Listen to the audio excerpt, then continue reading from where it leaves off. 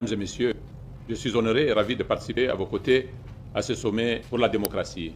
Je vous remercie bien vivement de cette invitation, Monsieur le Président Biden. De tout temps, les sociétés humaines sont dotées de formes de gouvernance les plus à même de leur assurer cohésion, sécurité et pérennité. Au cœur de chaque personne réside un désir de liberté, condition sine qua non de son intégrité. Philosophes, hommes d'État et citoyens se sont investis au cours de l'histoire pour trouver la meilleure forme de gouvernement. Pour nous, engagés dans le concret, le débat philosophique et moral a été tranché par l'expérience. La démocratie est la meilleure forme de gouvernement. Et c'est à juste titre que Winston Churchill avait dit cyniquement qu'elle était la pire à l'exception de toutes les autres qui ont été essayées. C'est notre choix irrévocable et assumé, dans le cadre duquel nous réfléchissons à l'action sur les modalités de l'exercice du pouvoir selon les contextes propres à chaque pays et les circonstances contingentes. Ces modalités, pour autant qu'elles visent l'absolu, restent néanmoins relatives, justement. Dans mon pays, le Niger, depuis une trentaine d'années, une vague irrépressible somme des énergies des militants et citoyens engagés, mue par une volonté inflexible à imposer formellement la démocratie.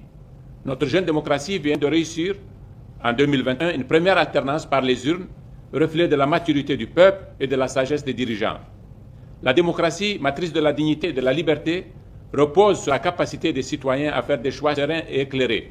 C'est pour cela que le Niger fait de la bonne gouvernance, condition de la stabilité des institutions étatiques et de l'éducation, surtout l'éducation des jeunes filles, ses priorités.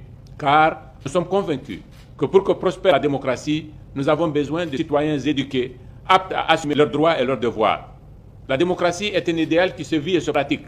Elle ne peut être subie, elle se mérite. Elle est fragile et nous devons toujours garder la dignité humaine et la liberté comme compas pour naviguer à travers le tumulte des crises globales et multidimensionnelles en cours. Excellences, Mesdames et Messieurs, en ce moment historique, de rupture de modèle et de soubresaut paradigmatique, des forces dénigrent et menacent la démocratie en la présentant comme un concept propre à une certaine culture. Elles mènent à cet égard un combat dont le dessein est de remettre en selle de modèles de pouvoirs autoritaires en porte-à-faux avec l'évolution de l'humanité.